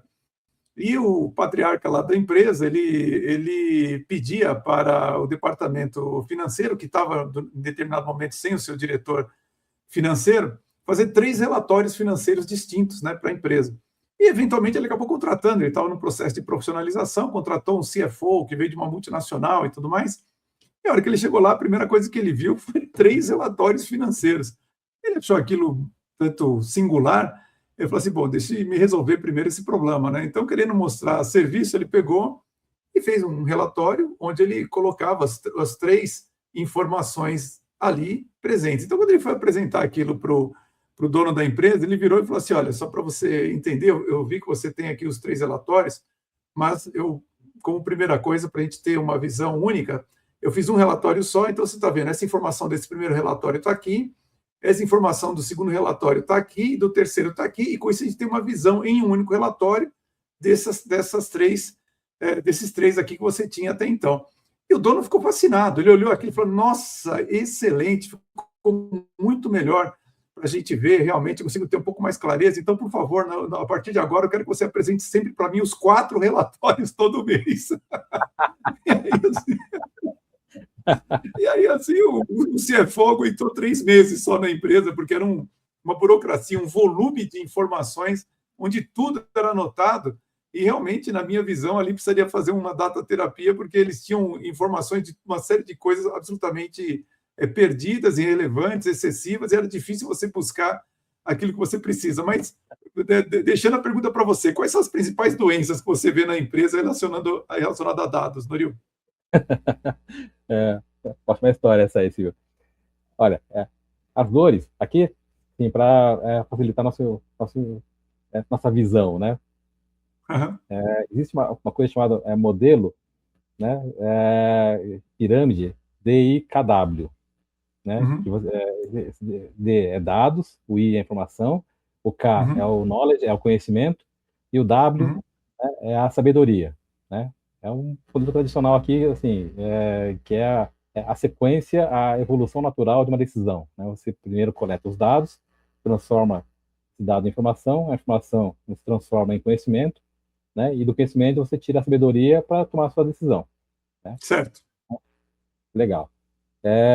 Na dataterapia, tá? Eu estou usando, né, o modelo encorpado, que é o DIKIW, né? Onde a gente tem lá, então, o dado, a Uhum. informação, o conhecimento, o insight e a sabedoria, tá? Ah, Então, entendi. e um ator principal, né, de toda a metodologia da dataterapia é como que você faz para achar os benditos insights, né? Sim. Que é, assim, o grande desafio, né? Para você ter uma boa ideia, isso aí fica para assunto, né? Você precisa conhecer muito daquele assunto, né? E Uhum. você tem que estar inspirado, né? É, inspirado para resolver algum problema, né? Uhum. Então, são essas combinações. Então, eu considerando que são 5 pilares, né? Que são os dados, informação, conhecimento, insight e a sabedoria. Ah, esse último aí, né? O W é o wisdom, né? Sim, Então, claro. o que a gente tem, né? Quais são os principais problemas, né, que as empresas têm, né, em relação a isso, né? O primeiro, né, quando a gente fala de dados, né, é o problema clássico de qualquer empresa, né? Geralmente, os dados você tem em grande volume, né? E se de repente você pega, né, o dado errado, você vai ter, né, uma contaminação do sistema, é o que o pessoal chama de, Sim, de sim. garbage in, garbage out, né? Lixo entra, Uhum. lixo sai, Sim, sim, né? sim. Então, É. esse aí é um problema que já é conhecido há décadas, né? Uhum. De você não ter, né, um bom filtro nos dados que você está usando para trabalhar. Uhum. Verdade. Outro problema que a gente tem, né? Está relacionado com a informação, Uhum. né? Esse case que você falou, né? Me, me, me, me lembra também assim, aquele tipo, acho que é uma questão psicológica, né? Você está tão acostumado a tomar decisão, né? Olhando alguns parâmetros, né? Que se de repente você tem certeza da decisão, mas você não está vendo né, aquela sua muleta psicológica, você acha que está errado, né? Eu quero dizer, por uso e costume. Então, a Sim, questão é sim. da informação, né? Existe um meme, né, que é a infoxicação, Sim, né? Que sim. é esse fenômeno, né? De repente você associar, né, uma decisão boa quando você tem muita informação, né? Mesmo que essa Uhum, informação, né, você nem consegue explicar como que ela te ajuda, mas, né, uhum. É seriam verdade. lá os teus 3 relatórios, né? Assim, tipo, Uhum, ao invés de você compilar, falar assim, olha, minha decisão depende de quê exatamente? Disso, disso, disso, tá? Então é isso que precisa estar no meu relatório. E é um uhum. relatório só, né? Sim. Isso aí é muito comum quando a gente fala também de franquia, Silvio. As franquias, elas convivem assim muitas informações, né, que são totalmente operacionais, né? Para que você precisa, né, saber o nome de quem comprou, né? Cada produto todos os dias para ter uma informação gerencial, né? Isso aí que eu ouvia muito lá Sim, sim. não, eu quero ter certeza que o número está certo, né? Então, pegava lá um relatório com várias páginas, né? E tinha lá, vendemos 100 mil reais. Não, da onde veio isso aqui? Aí, atrás tinha mais 20 páginas, né? Com cada uma das vendas e tal, né? Isso aí é uma Sei, foxificação, sim. porque se de repente, né, a pessoa não se sente segura em pegar somente ali, né, o total e confiar que está certo, né? Uhum, Ou, né, é, é questão psicológica mesmo de segurança, ou que o relatório é muito ruim, né? Então, uhum, são é, defeitos típicos. Quando a gente fala de conhecimento, né, aí tem, uhum. né, outro problema, que é o seguinte, né, a hora que você tem lá, né, um déficit de repertório, né? Uhum. Acho que você já passou por isso aí alguma vez, né? A hora que você está numa reunião executiva, né, quando existe, né, um problema, aí você está olhando lá para os relatórios, mas eles não te ajudam a responder a Exato, pergunta, exato. né? E aí, né, o presidente, o CEO vira para o executivo e diz, não, mas e aí, pessoal? Aí o pessoal olha, né, para o gráfico e não sai nenhuma conexão, tipo assim, ah, não, então, olha, estou Sim, vendo, sim. né?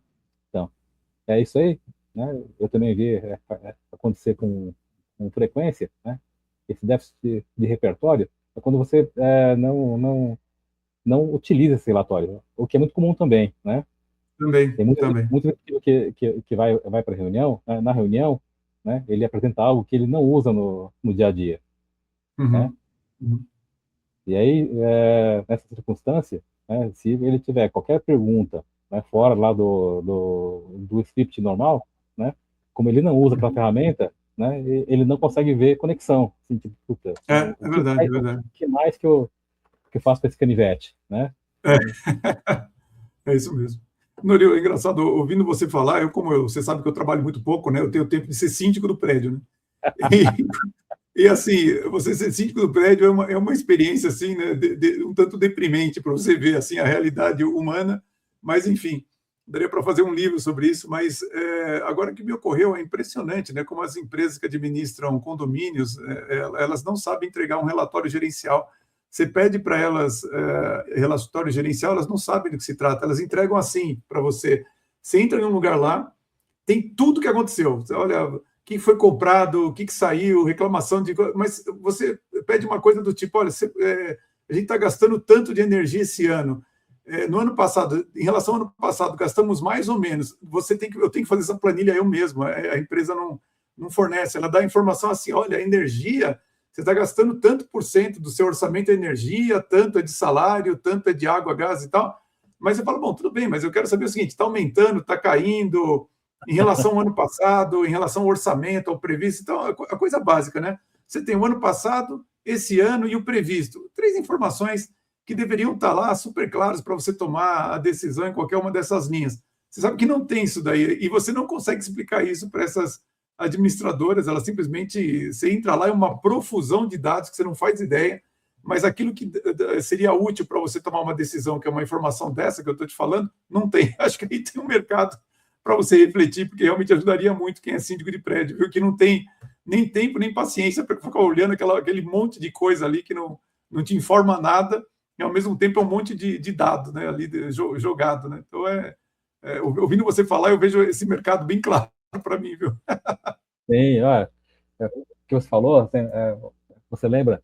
Antigamente tinha aqueles painéis, né, nos carros, e tinha alguns reloginhos que eram bonitos, mas a gente nunca sabia para que servia, né? Lembra de um negócio chamado vacuômetro? Lembro que nem lembro mais o que marcava, mas quando você acelerava, ele mexia ali, eu não lembro mais. Coisas dessa natureza, né? Assim, pô, é algo que é tão, assim, deveria ser muito importante, porque todos os carros tinham, né? Uhum. Só que, né, se aquilo ali não te ajuda a nada, ele só tá te custando mais caro, né? É verdade, é verdade. Ou então, esses carros assim que se apresenta a cada 100 quilômetros, quantos litros você gasta, né? Para não dizer que você está gastando muito, né? Então o computador ali não diz o quilômetro por litro, ele fala, olha, tantos litros a cada 100 quilômetros, ou 100 quilômetros por litro, né? Aquela coisa toda assim, você tem que ficar fazendo a conta para converter o que você está usando. Murilo, estamos já com 1h26 aqui, vamos agilizar aqui. Você tem uma Bom, formação em economia e bastante experiência em Merger Acquisition e Valuation. Como você enxerga os dados dentro do valuation de uma empresa? Eles já são tratados como ativo real ou ainda é mais um subproduto operacional? Hoje você leva em conta o que as empresas têm de informações na hora de fazer um valuation, Leo? olha, diferente de uma marca, alguma coisa que tem valor subjetivo, né? Não. Uhum. Bom, primeiro, Silvio, né, que nem todo dado é ativo, ainda mais, né, se a gente pegar esses últimos anos, ficou muito fácil, né, você ter tera, tera, qual que é a unidade acima de teras? Petabytes. Petabytes de informação, né, de dados. Você tem um data lake maravilhoso que você paga para a AWS $20 mil por mês, né, só que Uhum. de lá você não tira nada. Né? Uhum. Assim, hoje, né, isso aí não é uma coisa incomum. Né? Então, assim, para efeito de valor da empresa, tá? O dado, né, ele só vai ter valor, né, se ele tiver ali alguns requisitos. Né? Assim, primeiro, se ele for exclusivo. Né? Digamos que você tenha lá, né, um tipo de informação que o mercado sabe que só você tem. Sim. Né? Porque você fez pesquisa, porque você já investiu. Né? Então, por exemplo, né, as empresas que exploram petróleo, né?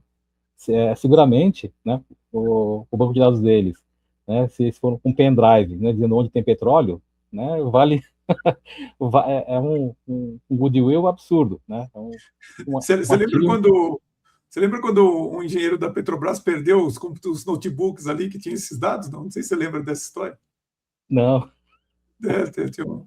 Teve uma vez que os engenheiros perderam, né? Não sei se realmente perderam, mas, enfim, né, de esqueceram os notebooks em algum lugar lá. Eu não lembro nem como é que foi a continuação, se eles acharam depois, enfim, mas só com uma curiosidade. você imagina isso aí, equivale a você, né, esquecer tua senha do blockchain, né? Exatamente isso. Pois é. Exatamente isso. Bom, então, para completar a resposta, né, Silvio? Eu acho que, né, hoje em dia, né, na onda dos hypes, né, essa frase aí, né, temos projetos de IA, né, é um negócio tão popular, né, Uhum. e não é mais diferencial, e se não é diferencial, né, não, não é valorizado. Né? Então, Uhum. assim, se o dado que você tem não é exclusivo, né, se né, o negócio não é comprovadamente gerador de efeito financeiro, né, que te ajuda ou ganhar mais, ou ter mais previsibilidade nas suas decisões, né, Uhum. ter comprovadamente geração de lucro, né, eu diria que esses dados eles têm o mesmo valor de todos os dados do processo que você tem lá. Né, então, um insumo, né, de baixo valor. Entendi, entendi. E, Nori, me diz uma coisa, você, comparando a sua experiência internacional, né, você morou na Europa, na Alemanha, né? Comparando sua experiência internacional com o Brasil, onde nós estamos em maturidade analítica? Nós estamos atrasados ou apenas desorganizados? Excelente pergunta, Silvio. Eu fiquei durante 4 anos, né, numa faculdade na Alemanha, Uhum. e lá, né,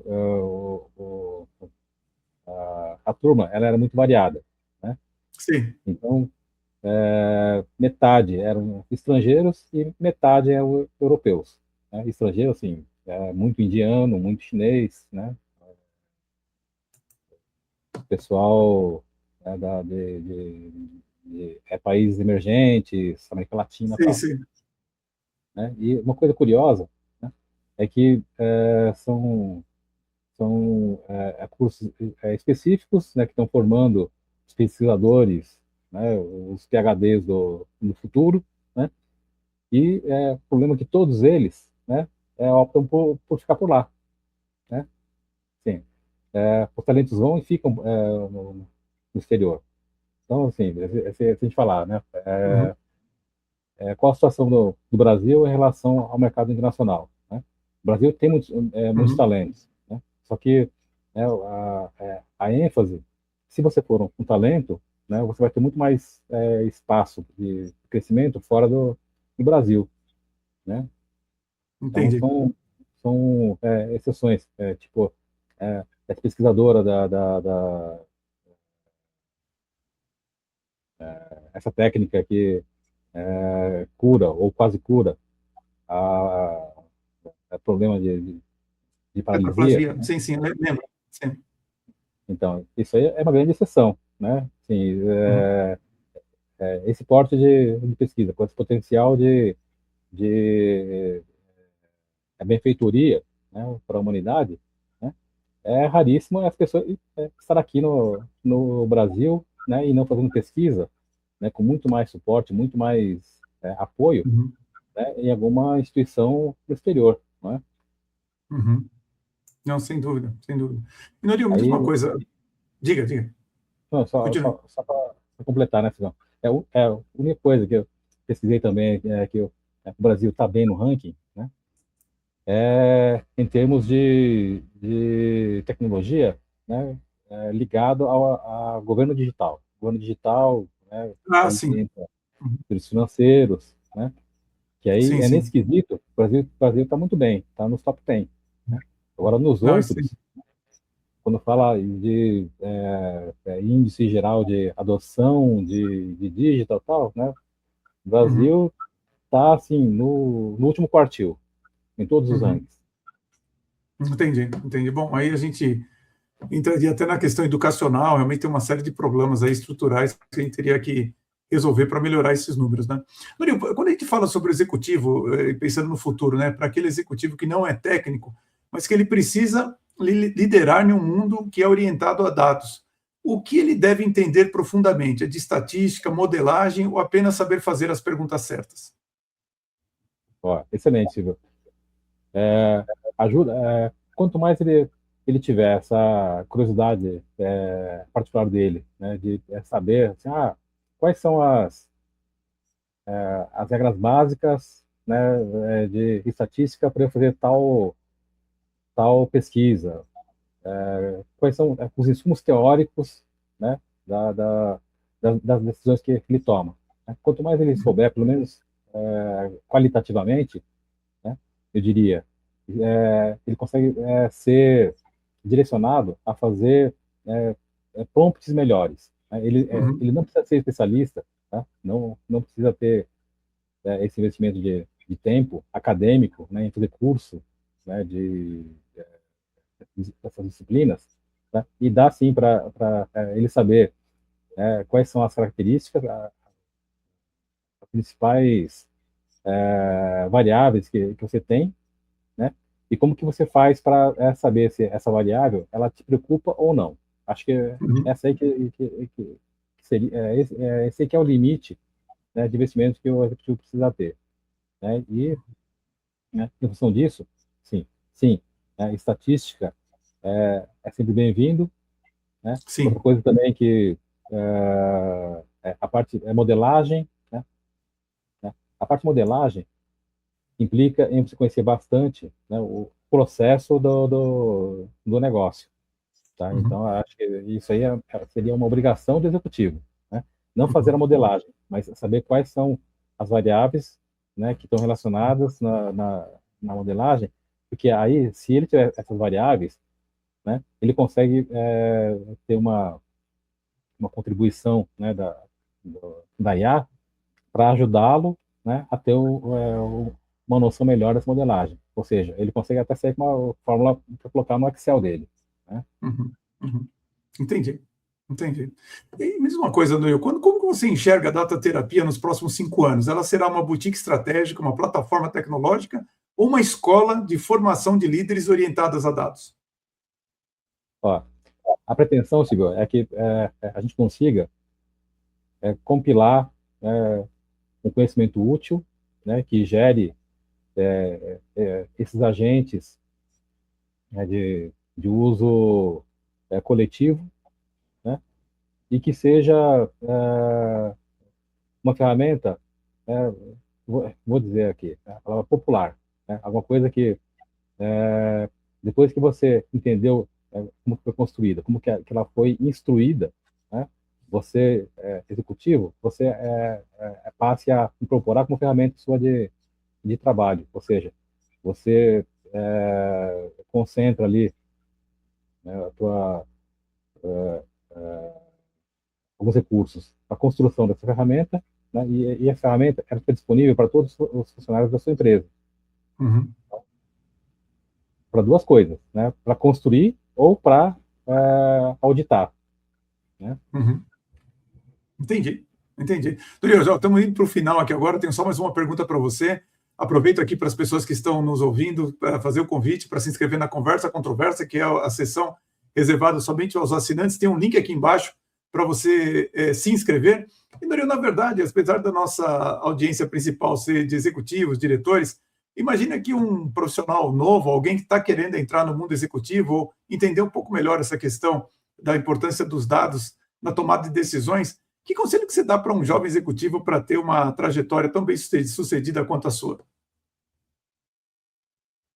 Olha, hoje as coisas estão mais fáceis, Silvio, né? Hoje você consegue estar muito mais bem direcionado, né, através das ferramentas de IA, né?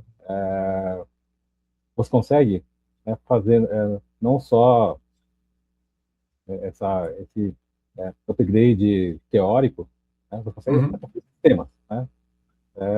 Conforme ali a tua, né, o teu apetite, você consegue fazer um sistema, né? Somente com prompts. Mas, assim, qual a sugestão que eu daria, né?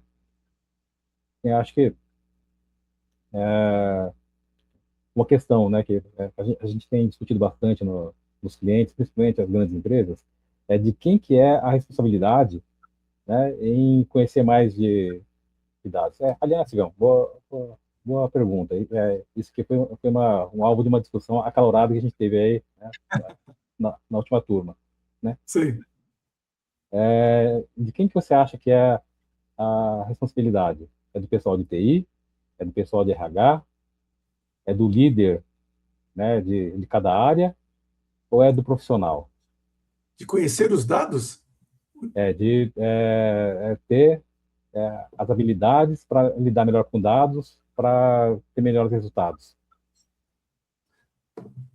Eu tenho uma visão de dados um pouco, talvez, elevada demais, né? Eu acho que o dado é uma informação estratégica da empresa, deveria estar no CEO ou até, em certos casos, com o conselho da empresa. Certas informações eles terem, vamos dizer assim, serem os guardiões disso, né? Na minha leitura, eu acho que é esse nível de relevância que eu dou para a informação. Pois é. Né? Numa empresa, né, surgiu esse impasse que foi cômico, né? Que Uhum. ali, né, em grupo, o pessoal dizia, não, olha, isso aí é uma responsabilidade da empresa. Afinal de contas, né? Aquilo que for gerado de excedente, né? Quem vai ganhar é a empresa. Então, a empresa precisa fazer. Assim, a empresa quem, né? A É empresa, né? o seu diretor ou é o pessoal do RH, né? O pessoal da TI? Assim, tem que ser o pessoal da TI, né? Mas o Uhum. que seria? Não, ó, de repente ser, né, a TI, né? Aí surgiu até uma notícia também, né? Tem empresas que dão, né, um dinheiro extra para cada funcionário, o funcionário, né, assinar um chat GPT, assinar um Gemini, assinar, né, um Grok e tal, Sim, sim, e sim. tá brincando em casa, né? Assim, tá, mas Usado na empresa? e aí, com qual governança, né? Sim. Para que tal? Então, isso aí também tem que ver. Assim, sabe, né, os palpites, eles são ainda muito cruz, né? Tipo assim, ó, todo Sei, sei. mundo acha que é importante, né? Mas no fim, né, quem está fazendo mesmo hoje é o próprio profissional, né? Que uma das empresas também, né, uma outra empresa aí que fizemos esse treinamento, né, vimos lá coisas maravilhosas, maravilhosas mesmo, né? Assim, a parte estatística, né, tem alguns agentes, alguns sites que eu recomendo, que eles fazem coisas que são assim impressionantes mesmo, impressionantes. Torinho, só uma, desculpa te interromper, mas eu acho que cortou um pouquinho. Você falou que no fim, então, o que você falou? Que no fim ninguém sabe quem vai fazer a curadoria do dado, quem vai tomar conta do dado? É isso que você falou? Eu não ouvi. Tá? Eu vou repetir porque isso aí é importante.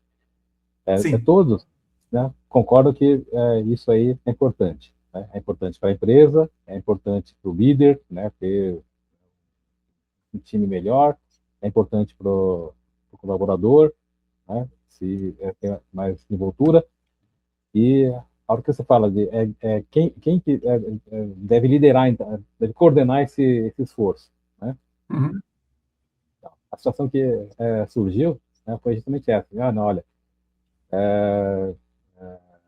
a empresa quer que a gente use IA, por isso que nós estamos aqui, beleza.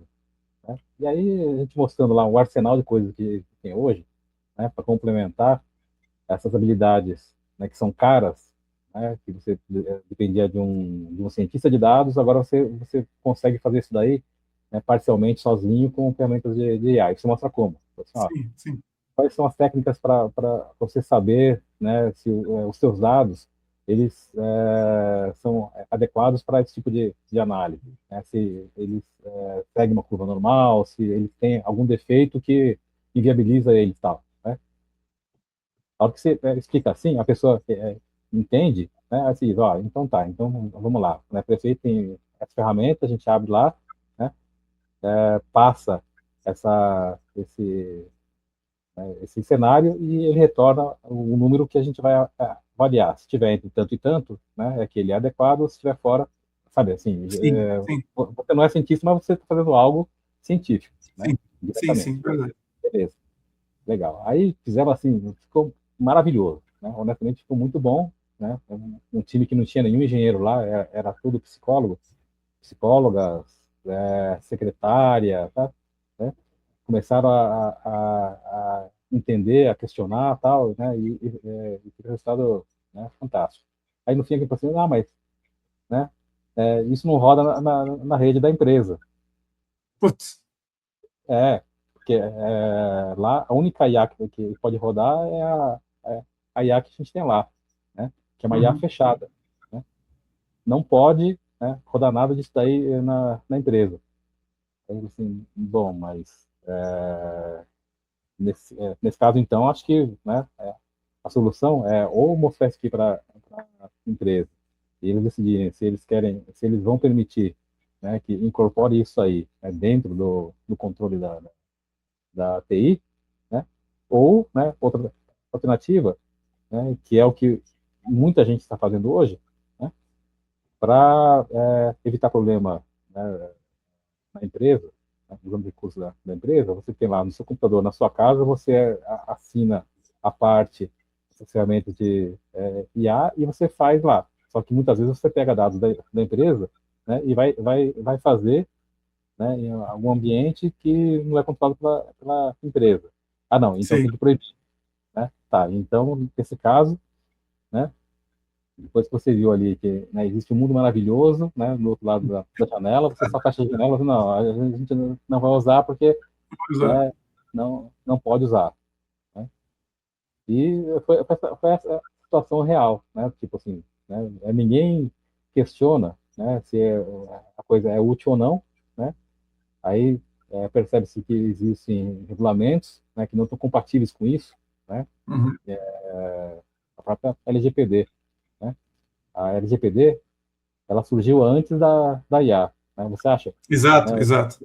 se hoje, né? Assim, se não existisse antes a LGPD e hoje, né? Depois aí da IA e tal, assim, pessoal, estamos preocupados, a gente precisa criar uma LGPD. Você acha que seria a mesma coisa? Né? Ela é Não. incompatível com muita coisa que a gente tem. Né? É Então, verdade. É verdade.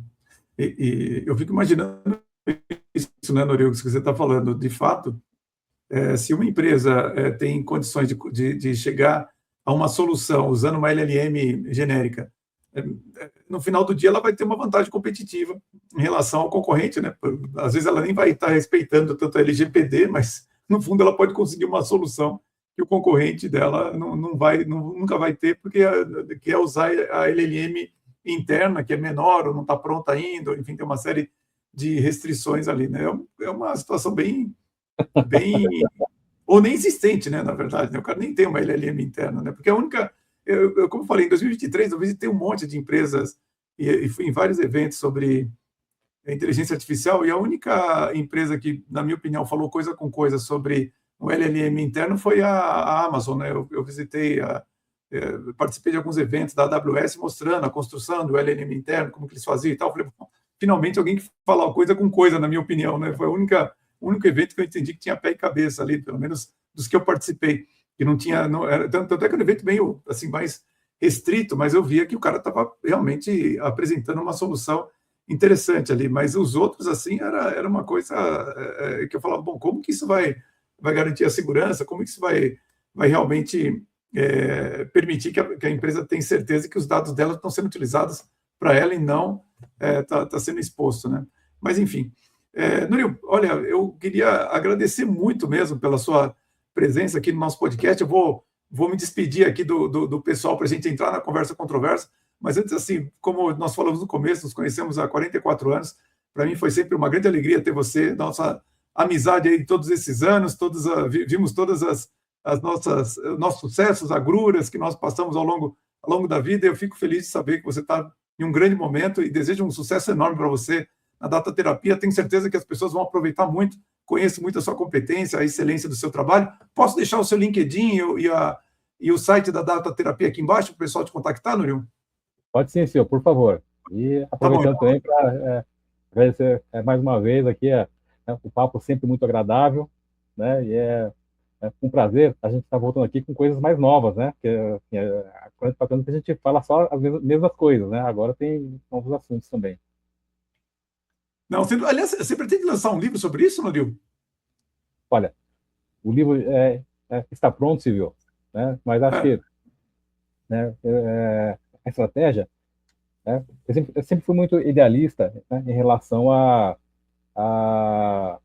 compartilhar informação, né? Uhum. E uma vez que todo esse conteúdo, né, já está, né, no agente da terapia, né, talvez não exista o livro físico, mas sim, né, uma Sim. assinatura free, né, da terapia que equivale àquilo que você teria no livro, você tem perguntando diretamente para a gente. Ah, entendi. Entendi. Excelente. Então, a hora que você tiver isso definido, você me manda que eu divulgo aqui para os nossos participantes aqui do podcast. Nuril, mais uma vez, muito obrigado aí pelo seu tempo, seu conhecimento e por compartilhar informações tão relevantes para todo mundo aqui no podcast do canal O Executivo. Eu que agradeço. Obrigado, pessoal.